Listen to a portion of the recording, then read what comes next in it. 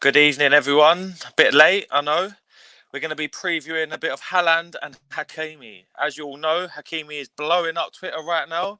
Talks of Chelsea putting a 60 million bid. So, yeah, let's get into it.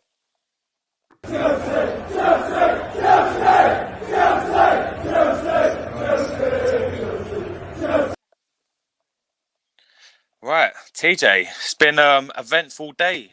Starting from yesterday with Haaland and now this evening, talks coming out of nowhere that we put a 60 million bid in for Hakimi. DiMarzio reporting it. And Fabio Romano, can't even get my words out, so you know it's late in the evening, is reporting that PSG are still ahead of us. But yeah, what's your overall thoughts on Hakimi? And would you want him at Chelsea next season?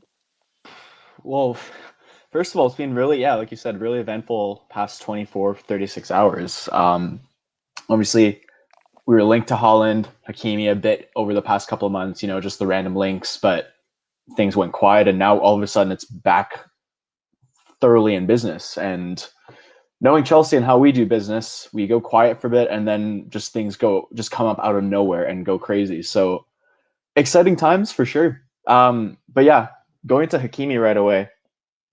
I know you might disagree with me on this, but he's not my prime transfer target, I have to say. There's a few reasons. I'm sure we'll get into that, but just straight off the bat, Hakimi, I would prefer not to have him. But I mean, if he came, I would obviously not be against it. I still think he's a quality player. What are your thoughts? Yeah, for me, I totally agree. He's not a priority. I think for me, centre mid, striker, main priorities for us this summer. But I wouldn't say no to him, especially if Tuchel's going to stay with a back three next season. I think him and Reece on that right-hand side could be an absolute problem. And I think if he does come in, that's where we'd see Reece next season.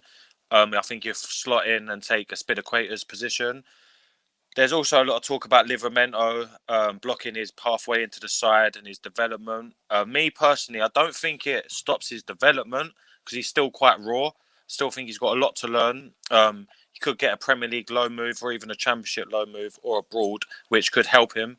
And yeah, Hakimi's 22, and he's already quite the player. Obviously, he's not reached his full potential yet, but he's already to come into a big side like us and fit straight in. Unlike Livramento, I think personally, but I don't think it stalls his development for me personally. He can also play on the left side, which will be good next season if we offload Alonso and Emerson.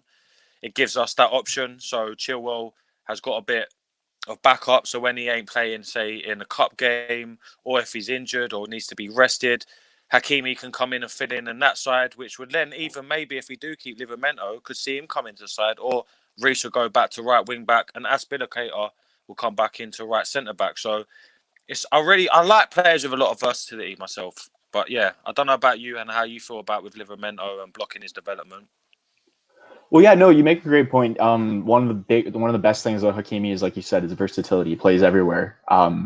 One thing, honestly, as a positive, if he were to come, is I've heard a bit of talk that he could even potentially feature as a right winger in the front three, which I think is totally possible. His attacking output is ridiculous as a wingback, winger, whatever it is. He's an amazing attacking outlet, that's for sure.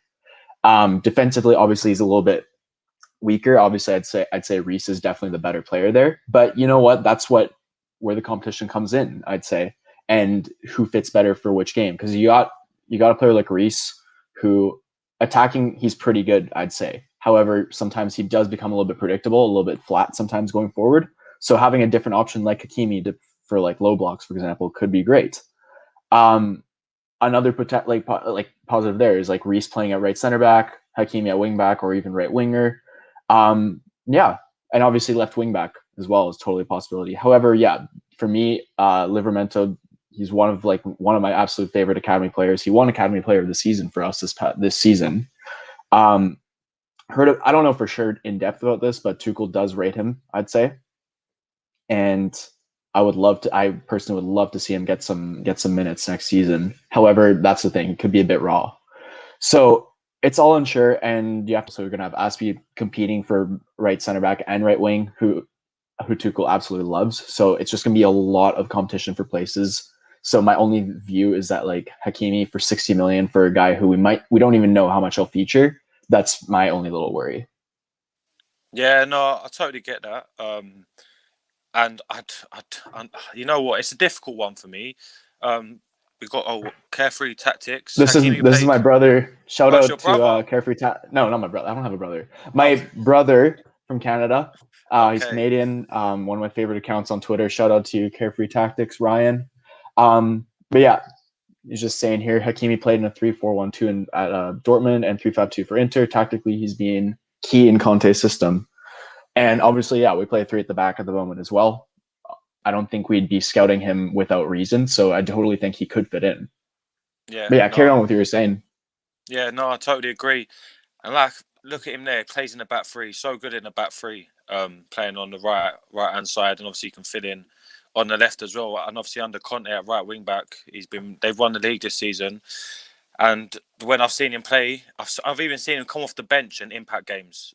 I can't remember the exact game. I think he come off the bench and got 2 assists. I think he created one for Lukaku.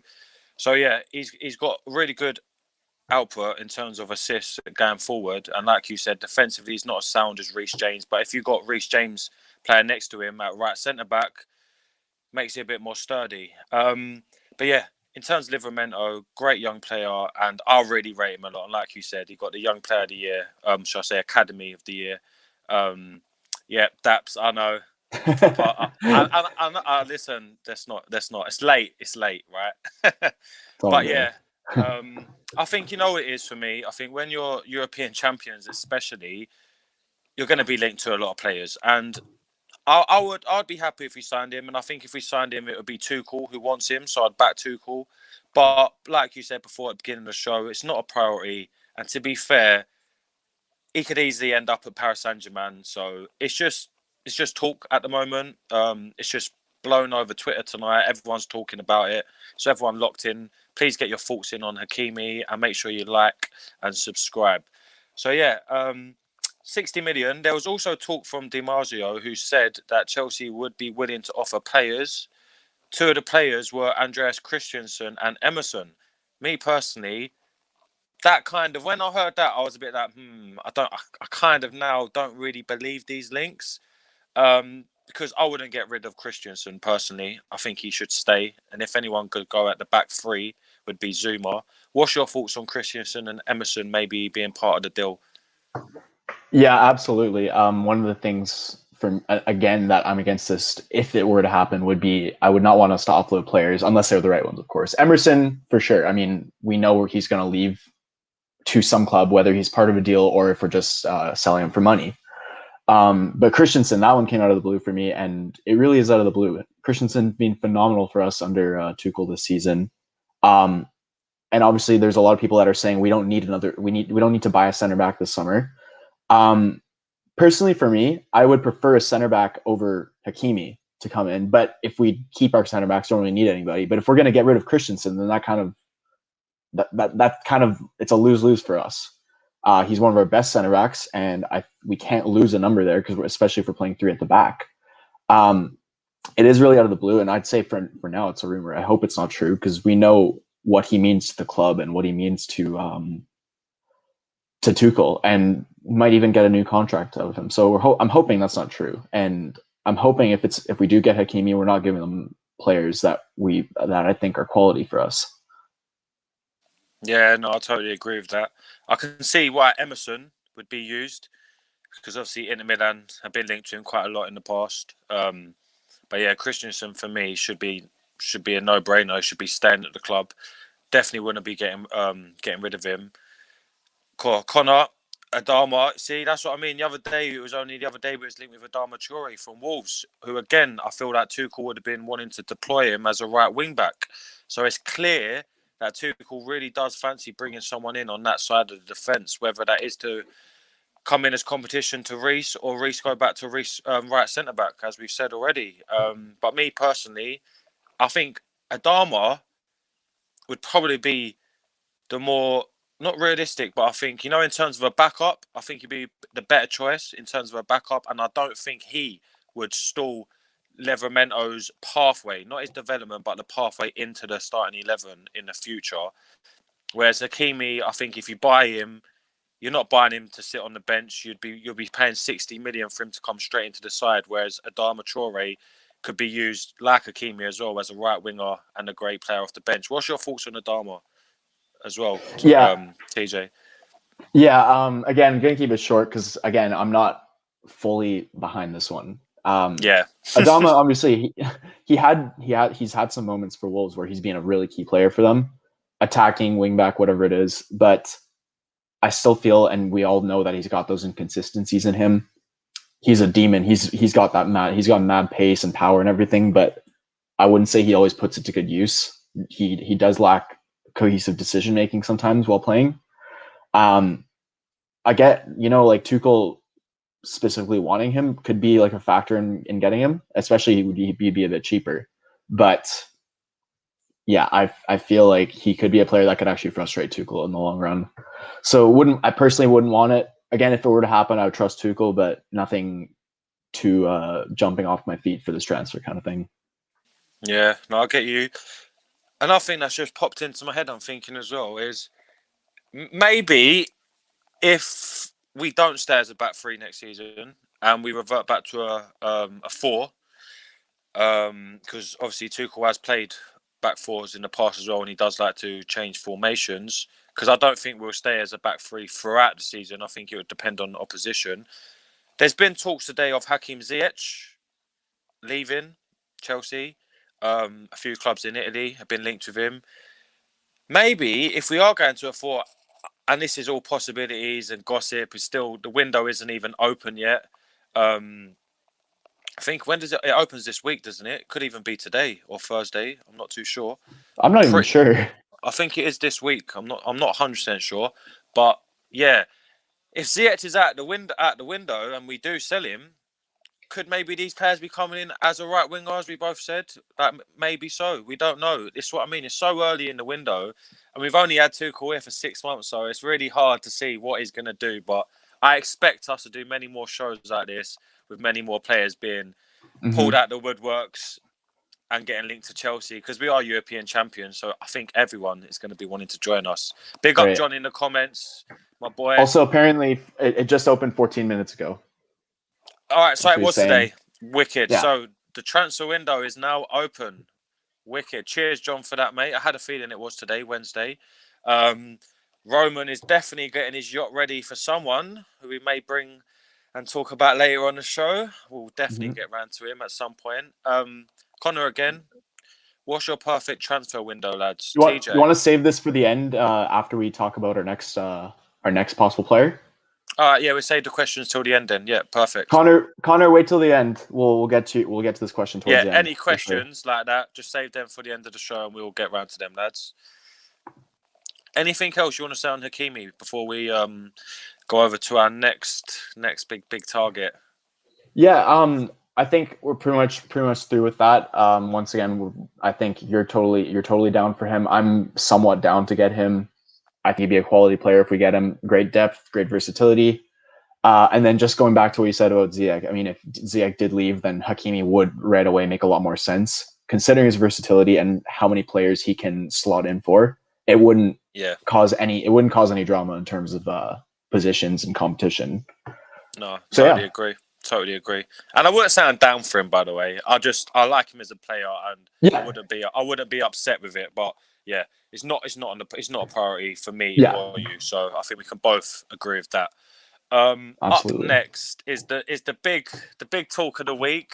The big boy. I think it's the big boy. It is Erling Haaland. Are we going to land Haaland? Here's the question. Listen, when these talks come out on Monday, they just come out of nowhere. And at first, I was a bit like, all right. And then everyone's reporting it. Simon Phillips. You got Romano liking tweets. You got what's the Norwegian guy's name? Yeah, and Jan Art, something like that. Yeah. I was hoping your pronunciation was going to be ready there, but it's not. Just like mine. And I don't want to say his name wrong, but I think everyone will know who we're talking about. Yeah, he's really good pals as well. I think not pals, but he knows Haaland's family, especially his dad, from reports I've seen.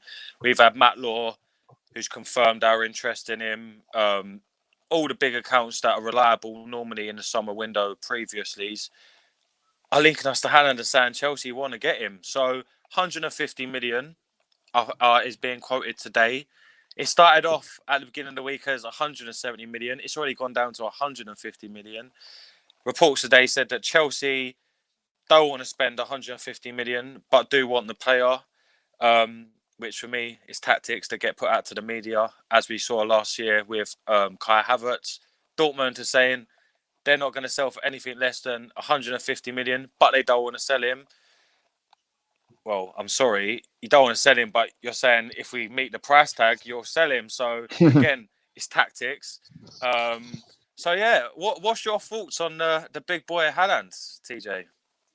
Yeah, well, first of all, negotiation business is playing a huge part of this.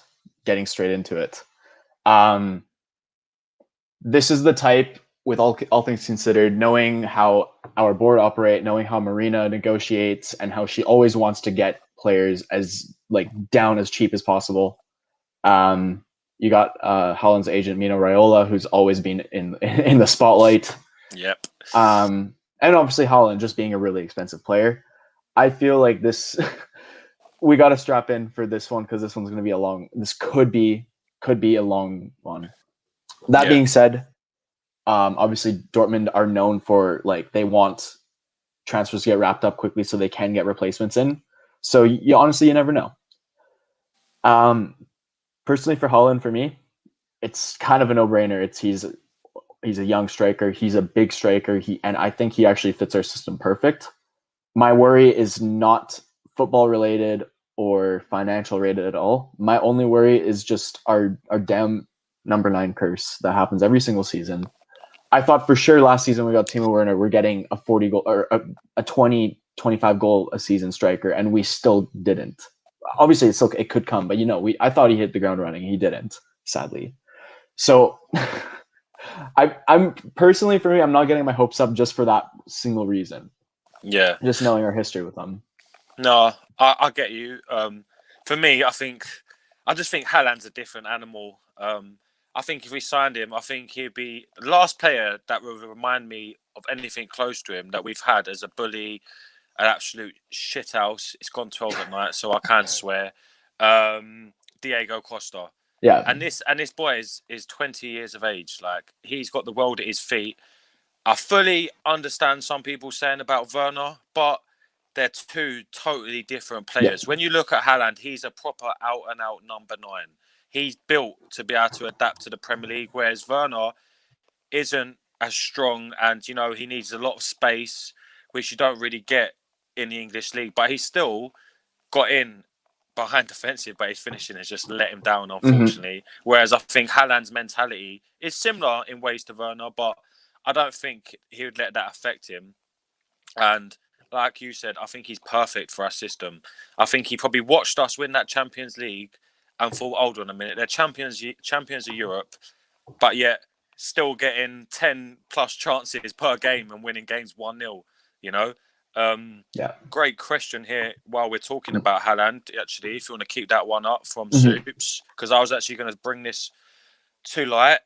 Would you offer Cho or Tammy to Dortmund to sweeten the deal? I'm going to go first here. Personally, I spoke to my friend on the phone earlier and I actually put this to him. I think for me, Dortmund, Tammy he would score a lot of goals in Germany. I really do. I think Dortmund would get a straight away replacement for him that would score goals, and it would be part of the deal. So they haven't got to worry about going for the rest of the summer trying to find another striker, spend more money. He'd be part of the deal. He'd be done. Another one is Cho as well, who could even be put in the deal. I'd rather keep him. I don't really want to sell him, but if they do lose Sancho, I would happily give them Cho as well as I say, a 1 to 2 year loan deal, just so Cho can go out, get some experience, and try and rediscover the form that he had under Sarri in our Europa League before he got injured. But yeah, that's my thoughts on it with them two. I don't know about you, TJ. Yeah, I feel when you talk about player swaps, it's obviously mostly for the financial side as well, trying to bring a price down a bit, and obviously getting a player off the wage bill at the exact same time. So it's a bit of a yeah. Tammy to Dortmund would be perfect. I think he would bang in goals left, right, and center for them. He would love it there. They love their young players, so that would be great. Hudson-Odoi, same deal. However, I'm way less inclined to let him go. He just apparently things are coming out today that he wants to stay and fight for his place here, which I love. Yep. He's being criticized for his mentality at times in Chelsea, but I'm glad he wants to stay and fight. Good And attitude. I think, and we need his creativity. You know, if we're going to get a player like Haaland who needs players to create some chances for him, Hudson-Odoi is one of the best in the team. He just doesn't always get the look in. So for me, Tammy for sure. Hudson-Odoi not so much in terms of the swap.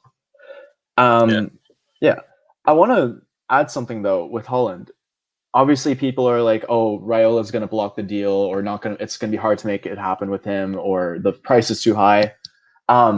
Once again, just a shout out to my buddy Carefree Tactics here. But we were talking earlier today just about Haaland and stuff, and he mentioned something really important that Dortmund are like after this summer, Dortmund's will be introducing like a release clause to him, or I think that's just part of his contract, which is going to be 75 million. A release clause of 75 million for a player of his stature is nothing. It's peanuts.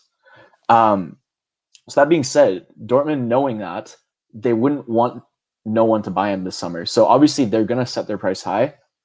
Clubs will still come in for that high of a price, but they're going to be less reluctant. They're going to be less reluctant to let him go, knowing that next summer he can go for pretty cheap.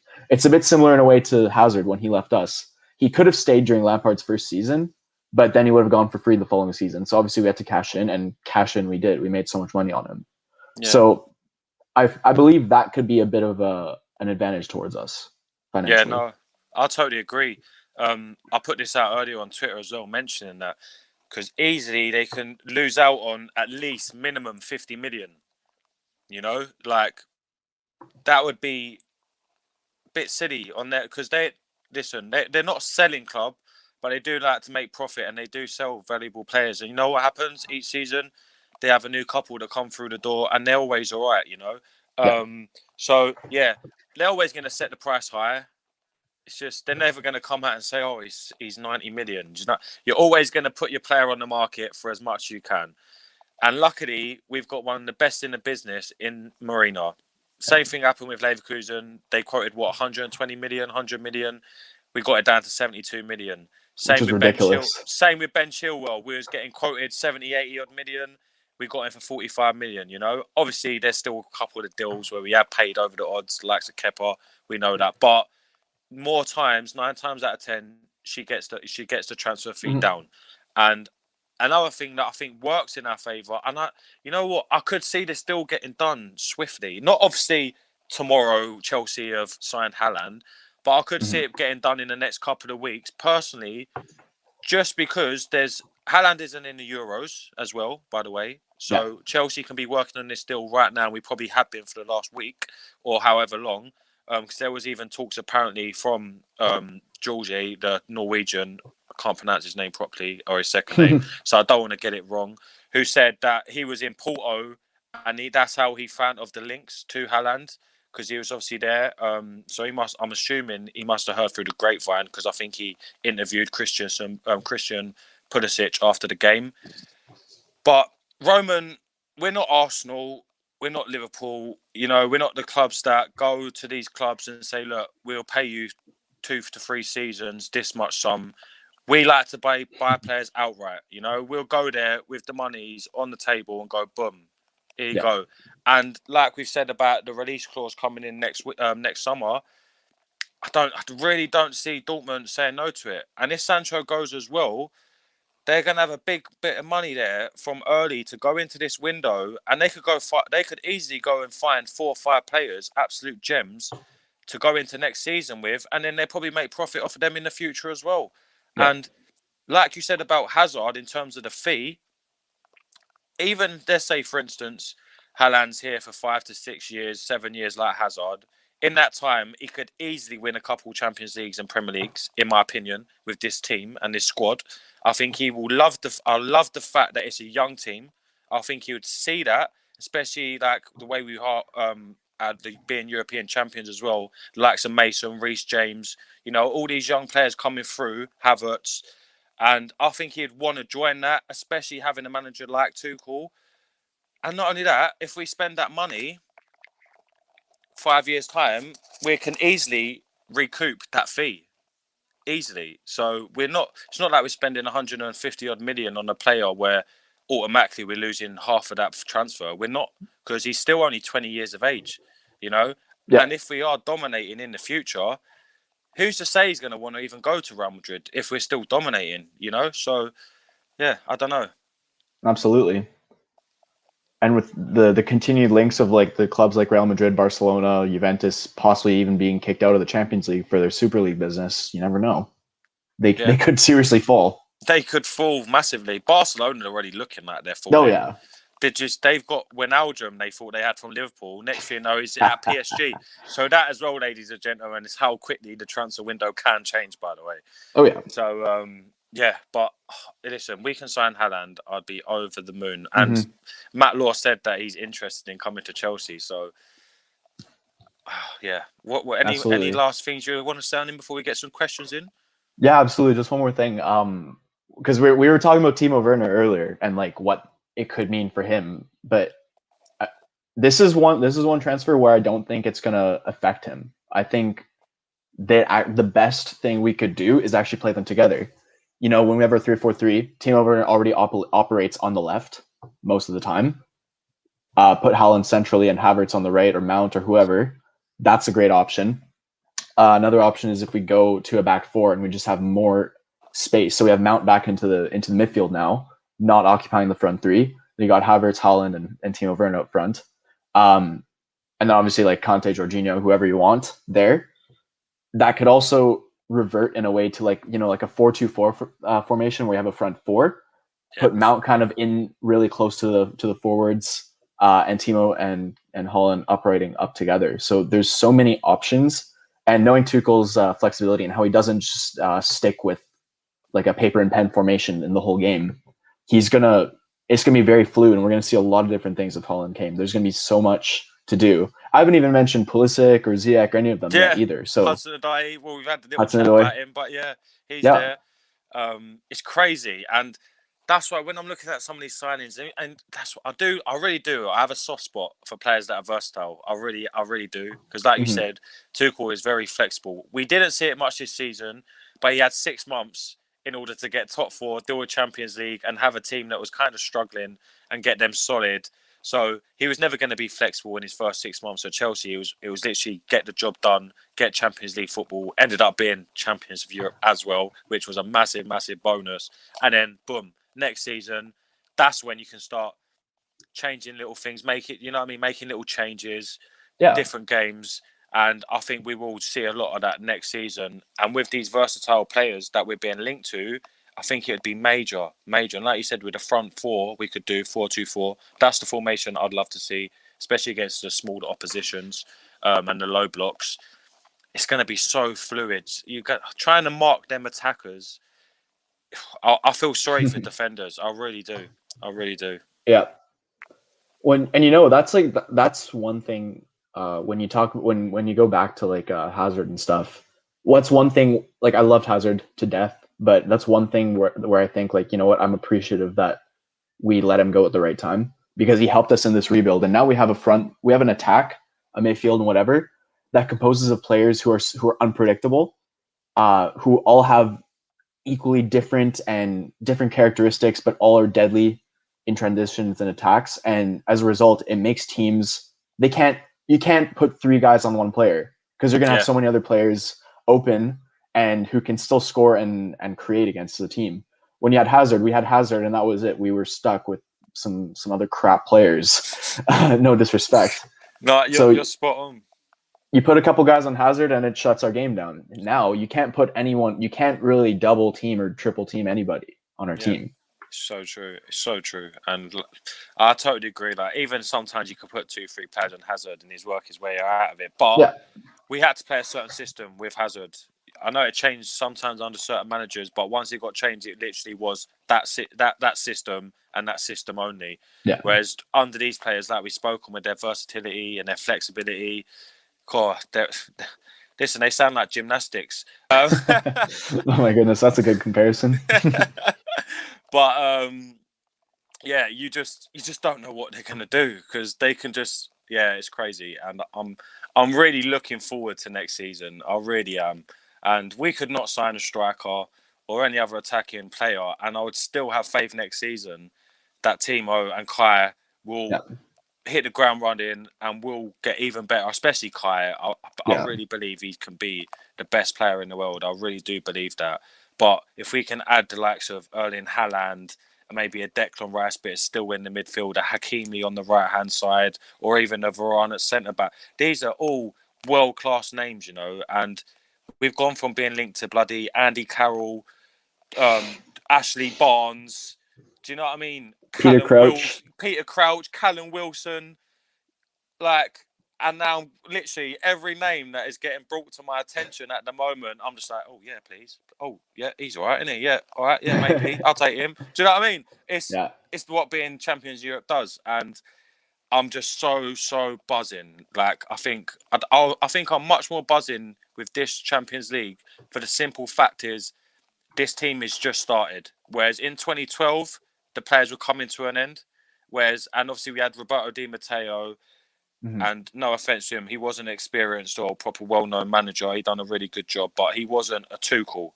And Tuchel has got a squad of young players, some winners. He's got a really good mixture, and it's really exciting times at Chelsea Football Club for me. Absolutely. You can't disagree against that. Like, we've got a really big season coming up, and we're really excited for it. I can't wait. But I mean, Euros will help. Definitely. But yeah, should we get into some questions?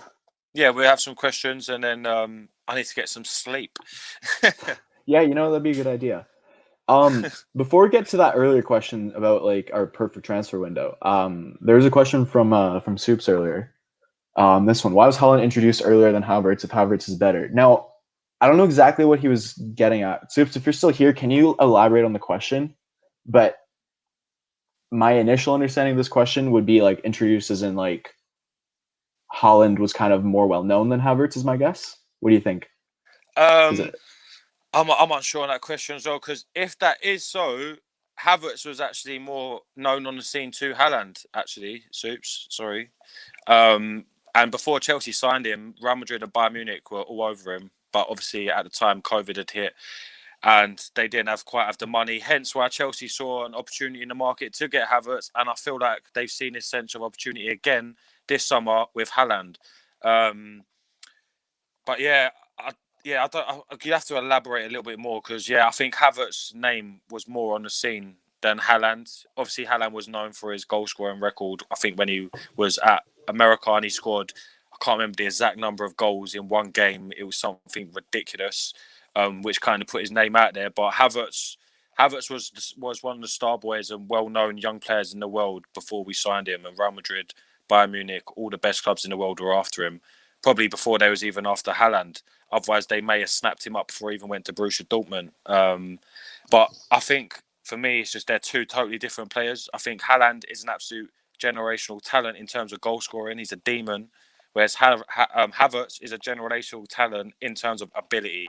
And I think there's not many who have got the ability that he has, and that he just makes things look so effortless. It's just natural to him. And for me, he can be the best player in the world. But then so can Haaland.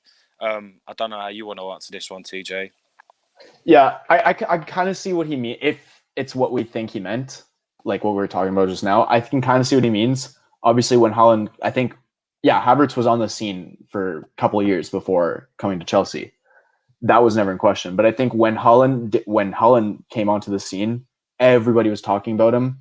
And at that specific time, Havertz was obviously well known and talked about, but he just wasn't really. It was all the focus was on Haaland, and that's my guess is what he meant. But I mean, Haaland, when you have strikers are talked about all the time. 100%. When they score, when they miss chances, it's always on the strikers. Kai Havertz obviously plays striker, wing, attacking mid right behind the striker. He does it all, and he's more of like that engine creator kind of player. So he wouldn't get the spotlight nearly as much, but obviously I'd say, yeah, like you said, they're totally different players. You can't really compare them. Haaland is a deadly finisher. He's a machine. Kai Havertz puts the game into slow motion, yet he's literally running at like 30 plus kilometers an hour. Oh, it's unreal. Yeah. Both generational talents, aren't they, really? Both of them. Just two different types. Yeah. He followed up. So if Havertz is better, why was Haaland introduced from day one of the new season and Havertz wasn't? I'm still You mean confused. like from last season? You mean like last season? No, the thing was with Havertz is like when he joined us, he was playing from the start. He just didn't hit the ground running in that sense. And obviously, I'd say that's just down to the adaptation to leagues. Yeah, and I also think as well, Soups, is that he's obviously had to adapt to a new league. And not only that, Frank, no offense to Frank, but inexperience, was playing him as like a number 4, number 8, like literally at the halfway line. And if you watch Kai, which is probably why he wasn't a Lampard signing, he was a bold signing because they probably had visions of what was going to happen in the future. That's why he didn't get the best out of him at the beginning. And also, bro, at the beginning of the season, as I've mentioned a million times, not to you, by the way, Soups, Havertz caught COVID as well at 21 years of age, coming to a new country, which impacted his start of the season massively. But look at him for the last half of the season, towards the end, he's been, if not our best player in the last couple of months, and he's shown the levels that he can get to. Yeah. Jordan Wood here, shout out to you. You're also trying to follow up on this. I don't think he means this either, because the Havertz talk realistically started right after we signed Timo Werner. We started hearing about him in June. It's just the deal took forever. It took months of negotiations. Bayer Leverkusen were trying to sort out a replacement before they let him go. So that one took forever to officially sign. But the talks started around the same time as Haaland is right now. So I don't think it's that either. Yeah, but if it was, 100%. Yeah, I think the talk started around the same sort of time, 100%, as this season. Yeah, I think we've got the points across for this set of questions now. But let's go back to Connor. Oh, sorry, what were you gonna say? Yeah, I was just about to say. I thought we was gonna wrap it. No. I thought, what about we got Connor's question? No. I was going straight to that. But yeah, perfect transfer window, Jay. Big up Connor. I'm back. Can you hear me? Yeah. Yep. Yeah, we're good. Good. Let's go. Sorry about that. I got a phone call. But yeah. So my thoughts. Do you want to? Oh. Yeah. Do you want to do yours first? Your perfect transfer window? You can go ahead if you want. I need a second to think about this. For me, my perfect window right now, I'd literally be happy with Declan Rice and Erling Haaland, and the window could shut tomorrow happily. That's me. They're the two players that I want, and that'd be my perfect window. I'm not going to be greedy and say Hakimi, Rafael Varane. Give me Rice and Haaland, and I'm happy. Yeah, that's a good shout. I have to say, if I had to pick one more player, because I'm obviously saying with you, Haaland and Rice.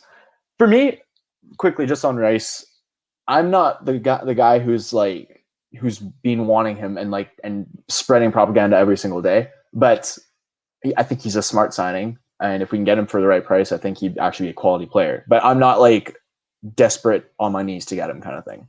But that being said, a dream window would be him and Haaland. Let's be real. Because Declan can cover, he plays center back, he can play in the midfield, he's also got that versatility. And you know what?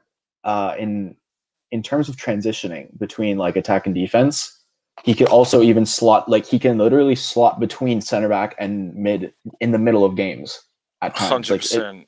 So, he's a smart signing there. However, if I had to pick one more player, it had to be someone either a creative player to kind of ease the burden on some of our current players up front. hearing talks of Bernardo Silva might be leaving Man City, and that for me is a dream. I love Bernardo Silva. Since his Monaco I've days. noticed actually you've got a little spot for Bernard. Every single time we've been with the City boys and you spoke about him, I've noticed that little twinkle in your eye with Bernardo Silva's name gets mentioned. Well, he's a special player. No, And he is. I'm like that with certain players. I'm like, yeah. He's a likable guy, and you know what? Since his Monaco days, I've wanted him even before he went to City. Yeah, he was class. He was class there. He's a creative player. He can score goals. But you know what? Like this past season, a lot of people are criticizing him for not actually for his lack of output this season. I wouldn't say that's even down to him. That's just down to how Pep changes style and to play Bernardo as kind of a different player. That only for me makes him a better player because it added to his all-around game. He's an engine. He can be a workhorse. He can be a creator. He can be a goal scorer. He can play as a false nine. He can play a winger. He can play in the center mid. I think in terms of creative forward player, that would be a perfect signing for us. Very unlikely, but I would take him. Yeah. Other than that, a center back, like you said, Varane, someone like that would be great too. But like you said, if we get Haaland and Rice, that's a great window. Yeah, I think the only other position I think away from obviously right side, I think we'll go for probably cheap and cheerful, maybe like a free transfer like Areola, who is at Fulham, someone like that, because Caballero is going to be leaving. Yeah. I think Kepa may be on the way out as well, so we're going to need a backup goalkeeper, but someone that we can also rely on with Mendy going to the African Cup of Nations as well.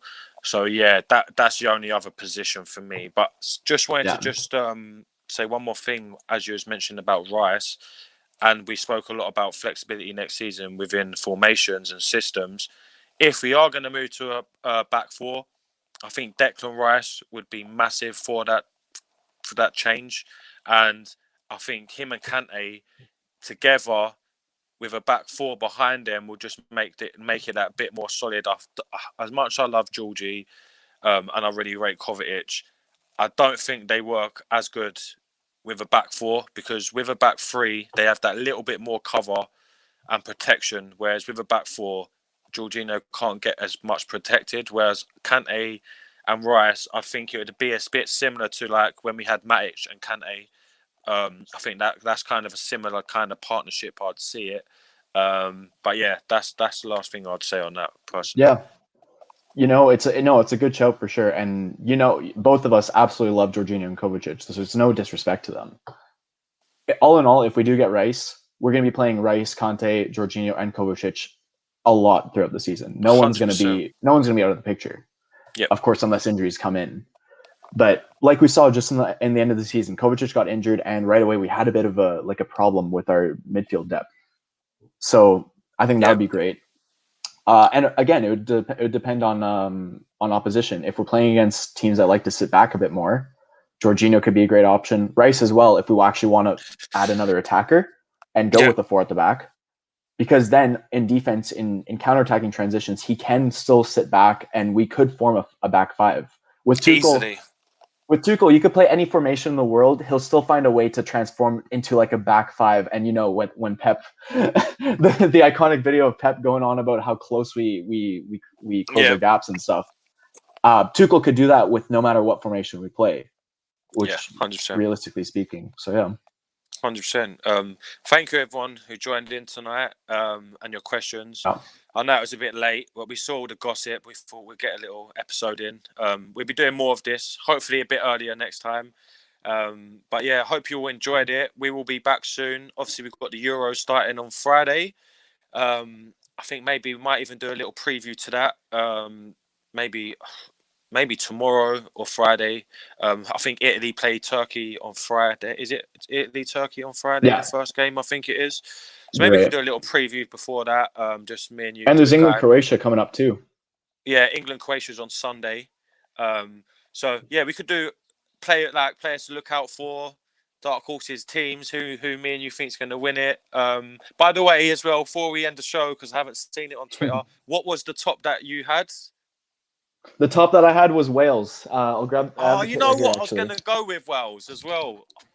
It was them or Denmark. Yeah, I was saying you had a good guess there, But yeah, from 2016, I love it. That was Gareth Bale times when he was on form. Yep. They got to the Yeah. semifinals in that year too. It was really fun to watch. Yeah, Robson Carnu's goal. Yeah, I remember. Yeah, I do Cruyff remember. turn. Yeah. But look, we're dead on 45 minutes. TJ, again, my co-host, pleasure to do this with you. Have a lovely evening, because obviously the time difference is crazy at the moment. Thank And you. yeah, thank you everyone for watching. Please make sure you like and subscribe. And yeah, we will see you soon. Absolutely. Thank you, guys.